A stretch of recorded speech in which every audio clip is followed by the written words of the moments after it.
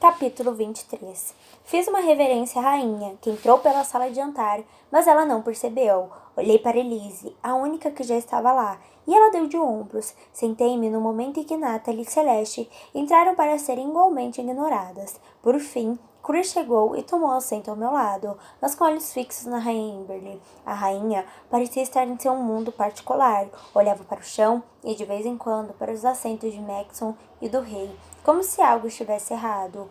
Os mordomos começaram a servir a comida e começamos a comer. Chris, porém, continuava atenta à mesa principal. Você sabe o que aconteceu? Eu cochichei. Chris soltou um suspiro e voltou-se para mim. Elise telefonou para sua família, a fim de ter alguma pista do que estava acontecendo e marcar um encontro de seus parentes com Maxon e o rei, assim que chegassem na Nova Ásia.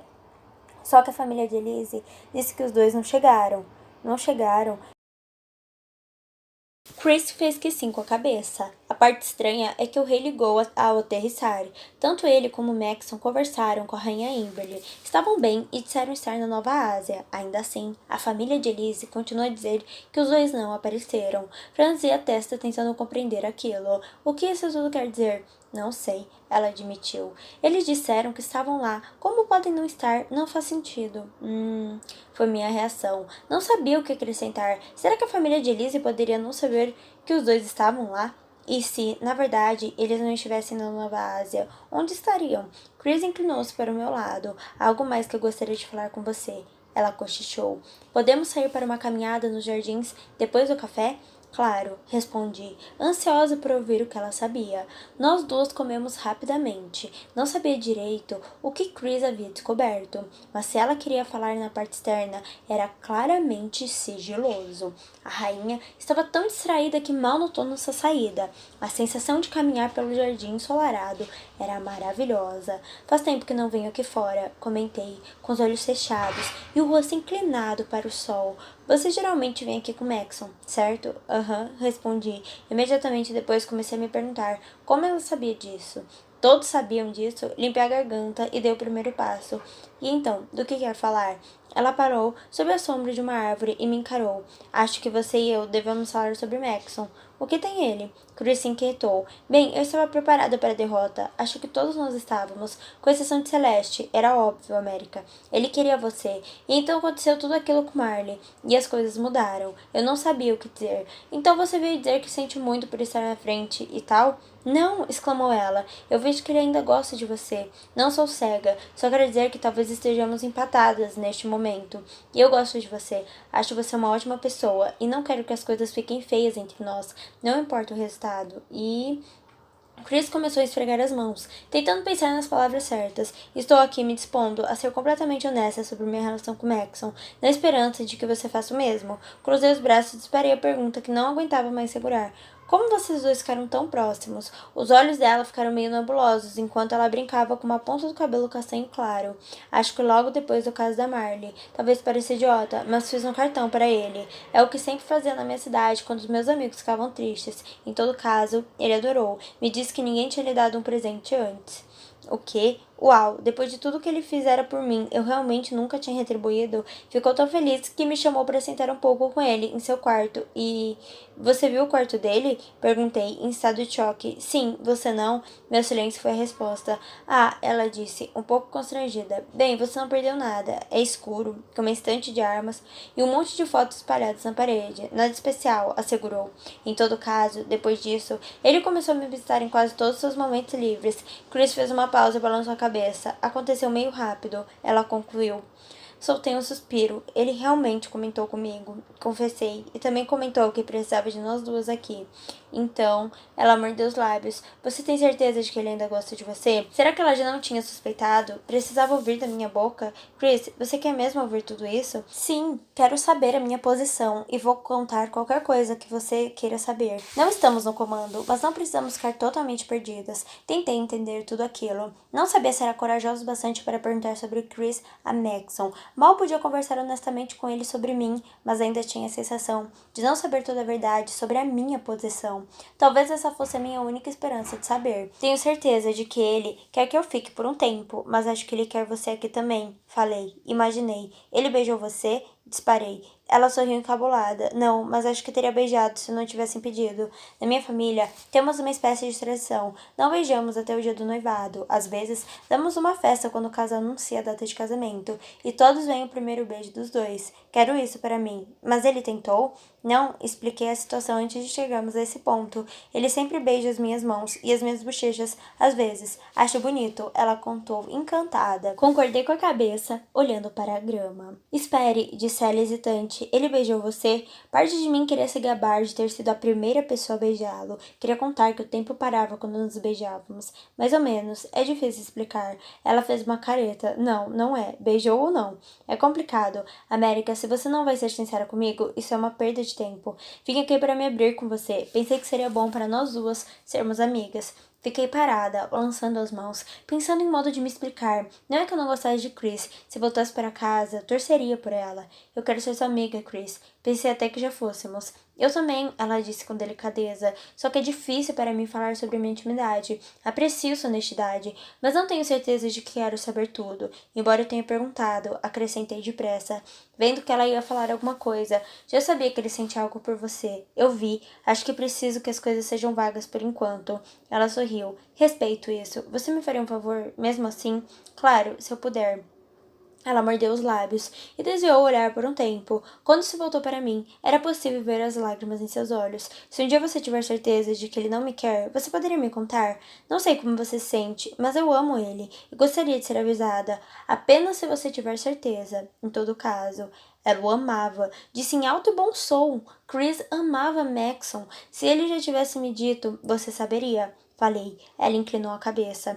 E será que podemos prometer outra coisa? Não atrapalhar a outra de propósito? Não quero ganhar assim. Eu acho que você também não quer. Não sou nenhuma Celeste, eu disse, com cara de nojo. Ela riu. Promete ser justa. Muito bem. Ela enxugou os olhos e endireitou o vestido. Eu via como ela ficaria à vontade, elegante, com a coroa na cabeça. Preciso ir. Menti. Obrigada pela conversa. Obrigada por vir. Desculpe-me se fui invasiva demais. Está tudo bem, eu disse me afastando. Vejo você mais tarde. Ok.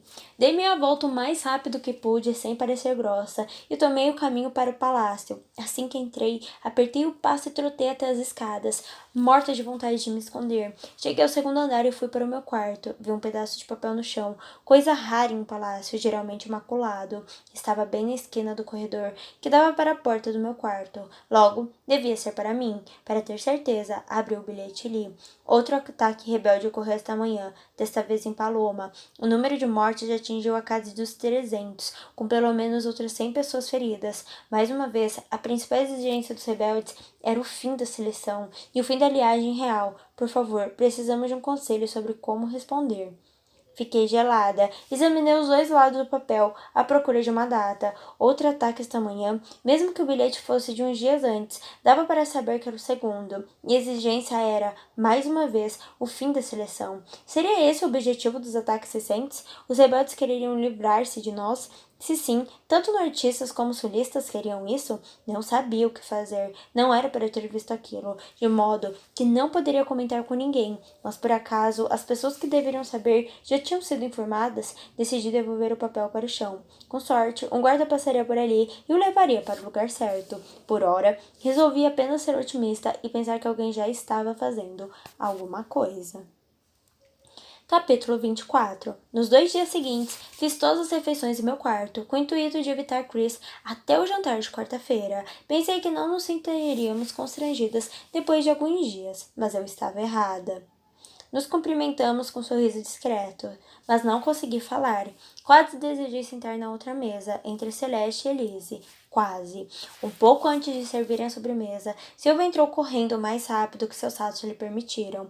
Fez uma reverência particularmente breve antes de aproximar-se da rainha e falar-lhe ao pé do ouvido. A rainha resfolegou e correu com Silvia para fora da sala de jantar, deixando-nos sozinhas. Fomos ensinados a nunca levantar a voz, mas não conseguimos aguentar aquela situação. Alguém sabe o que está acontecendo? Perguntou Celeste, com ar de preocupação anormal para ela. Você não acha que eles estão feridos, acha? Foi a pergunta de Elise. Oh, não. Chris balbuciou antes de encostar a cabeça na mesa. Está tudo bem, Chris. Pega um pedaço de torta, ofereceu Natalie. Eu não tinha palavras. Não queria pensar no que aquilo tudo podia significar.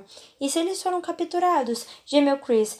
Acho que os neoasiáticos não fariam isso, afirmou Elise, embora sua preocupação fosse evidente. Eu não sabia ao certo se ela estava preocupada com a segurança de Maxon ou com a possibilidade de as agressões por parte de gente com que ela tinha contato arruinarem suas chances no palácio. E o seu avião deles caiu. Celeste pensou alto. Ela levantou os olhos e eu fiquei surpresa de ver uma preocupação autêntica em seu rosto. Foi o bastante para todas ficarem em silêncio. E se Maxon tivesse morrido? A rainha Amberly voltou com Sylvia logo atrás. Olhamos para ela, ansiosas, para o nosso grande alívio. Ela estava radiante. Boas notícias, senhoritas. O rei e o príncipe voltam para casa esta noite, anunciou. Natalie bateu palmas, ao passo que Chris e eu relaxamos em nossas cadeiras. Não tinha me dado conta de como meu corpo tinha estado tenso durante esses minutos. Sylvia tomou a palavra. Como os dois tiveram dias muito intensos, decidimos abrir mão de grandes comemorações. Dependendo do horário em que deixarem a Nova Ásia, talvez nem o vejamos antes da hora de dormir. Obrigada, Sylvia, a rainha disse com paciência. Mas quem se importaria com festas naquele momento? A rainha continuou. Desculpem-me, senhoritas, mas tenho trabalho a fazer. Por favor, aproveitem as sobremesas e tenham uma noite maravilhosa, disse, para em seguida virar-se e passar pela porta, tão depressa que seus pés mal tocavam o chão. Chris saiu da sala logo em seguida. Talvez estivesse preparando um cartão de boas-vindas. Depois disso, terminei minha refeição rapidamente e subi as escadas. No caminho, vi um vulto de cabelos loiros sobre um chapéu branco e com a camisa preta do uniforme das criadas correr para o outro lado das escadas. Era Lucy e ela parecia chorar. Estava tão determinada em passar despercebida que decidi não chamá-la. Ao dobrar a esquina do corredor, vi a porta do meu quarto escancarada, sem a porta para abafar as vozes. A discussão de Anne e Mary espalhava-se pelo corredor, de onde ouvi tudo. Por que você pega tão pesado com ela? Reclamou Mary. E o que você queria que eu dissesse? Que ela poderia ter tudo o que quisesse? Retrucou Anne. Sim, o que, em outras palavras, seria você dizer que bota fé nela. O que estava dizendo? Seria esse o motivo de elas parecerem tão distantes entre si ultimamente? Ela sonha alto demais, Anne acusou. Seria maldade alimentar falsas esperanças. Ah, e você só disse coisas boas a ela, não é? Acontece que você é uma amargurada, retrucou Mary, com a voz carregada de sarcasmo. O quê? Anne disse, amargurada. Não aguento vê-la mais perto do que você de algum que você também quer, gritou Mary. Você sempre menosprezou Lucy, por ela não ter tantos anos de palácio como você, e sempre teve inveja de mim que nasci aqui. Por que você não se contenta com o que é, em vez de pisar nela para se sentir melhor? Não era essa a minha intenção, exclamou Anne, com a voz embargada. Os soluços curtos bastaram para calar Mary. Também eu pararia diante deles. Ver Anne chorar parecia algo impossível. É tão ruim eu querer mais que isso? Perguntou ela com a voz mais grave por causa do choro. Sei que tenho um cargo de honra, fico feliz com meu trabalho, mas não quero isso para o resto da minha vida. Quero mais, quero um marido, quero... E sua fala foi vencida pela tristeza. Meu coração se partiu em milhares de pedaços. O único caminho para sair desse emprego era o casamento, e não era provável que um grupo de 13 e 4 fosse desfilar pelos corredores do palácio em busca de uma criada para tomar como esposa. Anne estava realmente presa. Respirei, me endireitei e entrei no quarto. Senhorita América, disse Mary, fazendo uma reverência que Anne imitou. Pelo canto do olho, notei que enxugava os olhos energicamente. Sabendo do orgulho dela, não achei que comentar a cena fosse uma boa ideia. Então passei pelas duas e me pus diante do espelho. Como você está? Continuou Mary, muito cansada. Acho que vou direto para a cama, disse concentrada nos grampos do meu cabelo. Querem saber por que vocês duas não vão descansar? Posso cuidar de mim mesma. A senhorita tem certeza? Perguntou Anne, fazendo um esforço monstruoso para manter a voz firme. Total. Vejo vocês amanhã. Elas não precisaram de mais incentivo que esse. Ainda bem. Naquele momento, eu não queria que cuidassem de mim, provavelmente tanto quanto elas. Assim que tirei o vestido, me deitei na cama e passei longos momentos pensando em Maxon.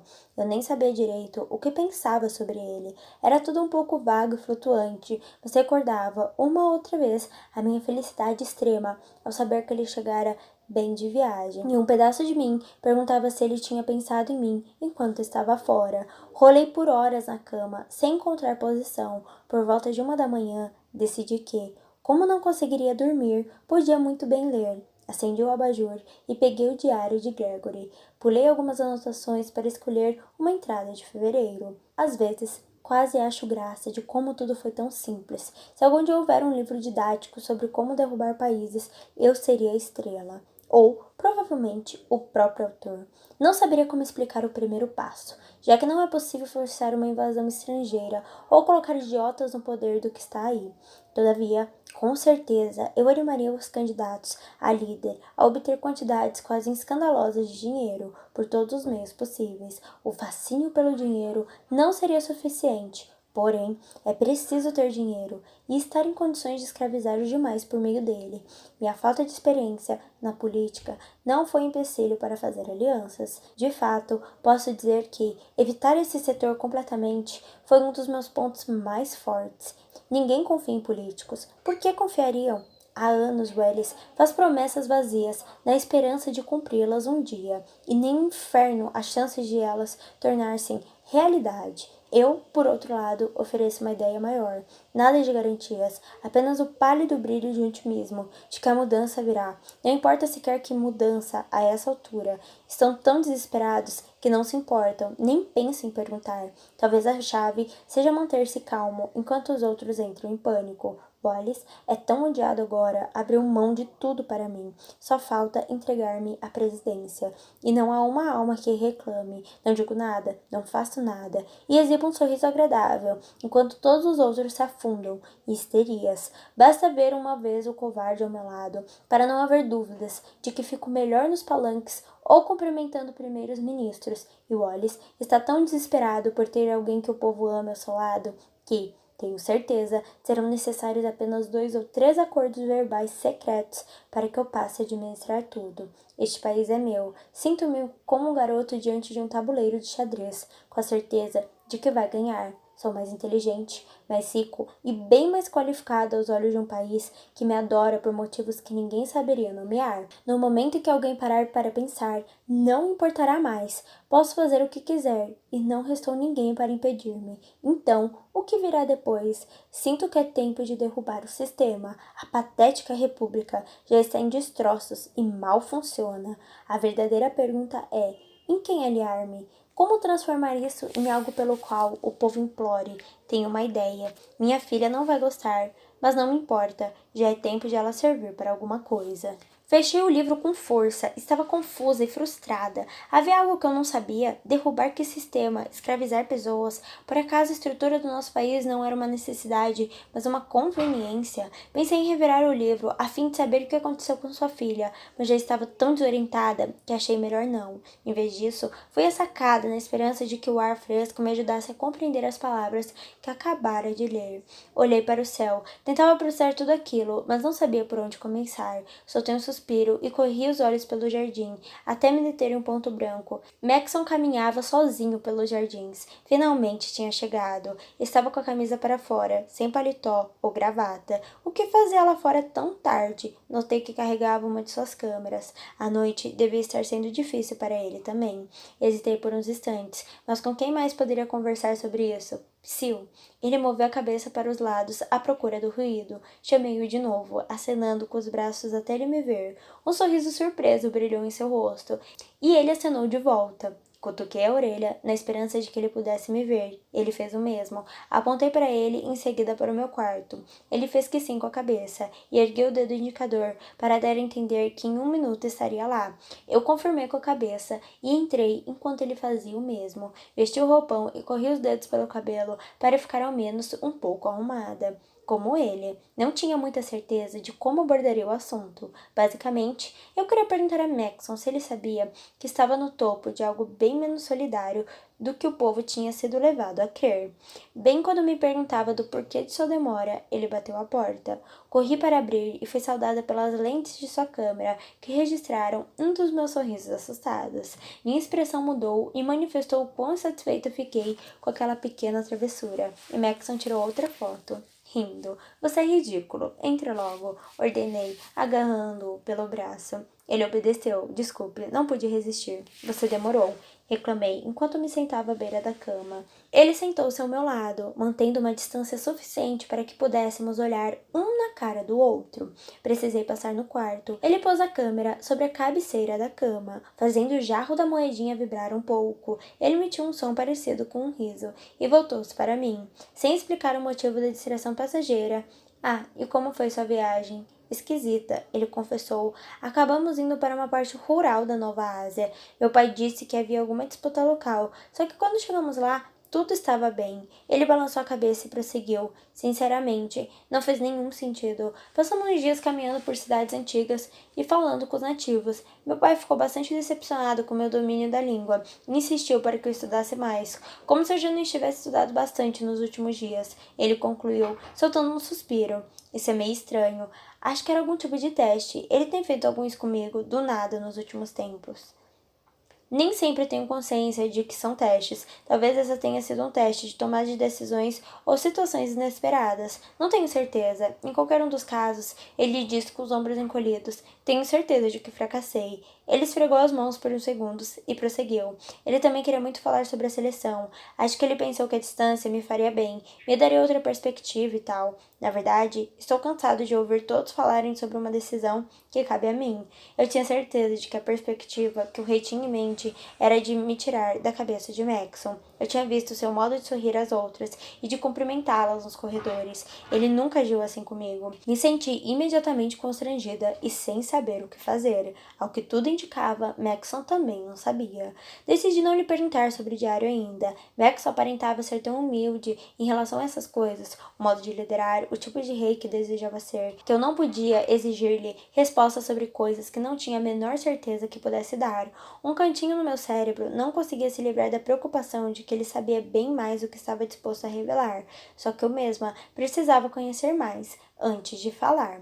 Maxon limpou a garganta e sacou um pequeno cordão de contas do bolso. Como eu disse, caminhamos por várias cidades e vi isso numa loja de rua de uma velhinha. É azul, acrescentou, dizendo óbvio, e você parece gostar de azul. Eu amo azul, sussurrei. Olhei para aquele pequeno bracelete, alguns dias antes. Maxon caminhava do outro lado do mundo e viu isso em uma loja. E pensou em mim. Não encontrei mais nada para as outras, então peço que isso fique entre nós. Concordei com a cabeça. Você nunca foi te contar vantagem, ele comentou. Eu não conseguia deixar de olhar para o bracelete. Era tão discreto, com pedras polidas, que não chegavam a ser joias. Estendi a mão e senti com o dedo uma das contas ovais. Maxon chacoalhou o bracelete em sua mão, o que me fez rir. Quer que eu ponha em você? Ele propôs. Fiz que sim e estendi o pulso, que não tinha um botão de Espen. Max encostou as pedras frias contra minha pele e atou a fitinha que as unia. Lindo, disse ele. E lá estava ela, apesar de todas as preocupações, a esperança. Ela ergueu as partes pesadas de meu coração e me fez sentir falta dele. Quis apagar tudo desde o Halloween, voltar àquela noite e me fixar naquelas duas pessoas na pista de dança.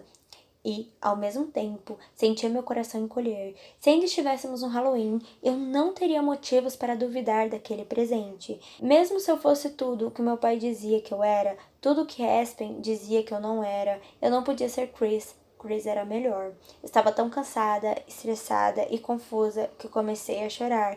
América, ele perguntou, excitante, o que há? Não entendo. O que você não entende? Maxon perguntou calmamente, em um parêntese mental. Reparei que ele tinha passado a lidar bem melhor com mulheres em prantos.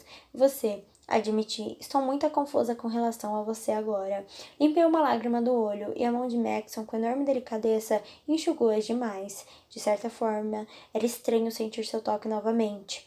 Por outro lado, aquilo era tão familiar que parecia errado ele decidir omitir respostas. Parei de chorar, mas Maxon manteve sua mão próxima aos meus olhos e passou a acariciar meu rosto. América, disse ele, sério, se você quiser saber qualquer coisa sobre mim, sobre o que acho importante e sobre quem sou, só precisa perguntar. Ele pareceu tão sincero que quase perguntei, quase implorei para me contar tudo, se ele via Chris como uma possibilidade desde o começo, se ele sabia dos diários e sobre o que significava aquele bracelete perfeito que o tinha feito pensar em mim. Mas como eu saberia que a resposta seria verdadeira? E porque aos poucos me dava conta de que ele era a escolha mais certa. Quanto a Aspen. Não sei se estou pronta para isso ainda. Depois de instantes de reflexão, Max olhou para mim. Compreendo. Mas muito em breve precisaremos conversar sobre assuntos muito sérios. Quando você estiver pronta, estarei aqui. Ele não me abraçou. Em vez disso, se levantou e me saudou com um gesto de cabeça, antes de pegar sua câmera e caminhar até a porta. Olhou para trás uma última vez e desapareceu pelo corredor. Fiquei surpresa com a dor que senti ao vê-lo sair. Oi, tudo bem? Aqui é a Letícia Bartolhei, eu sou escritora de livros de romance. Meus livros são Me Apaixonei pelo Meu Sequestrador, Meu Crush é um Zé Droguinha e Eu Não Quero um Príncipe. Muito obrigada por ter escutado mais um capítulo desse audiobook maravilhoso. Quer aproveitar e garantir o seu livro pelo melhor preço? Então clica no link da descrição, ok? Combinado? Muito obrigada mais uma vez e beijão!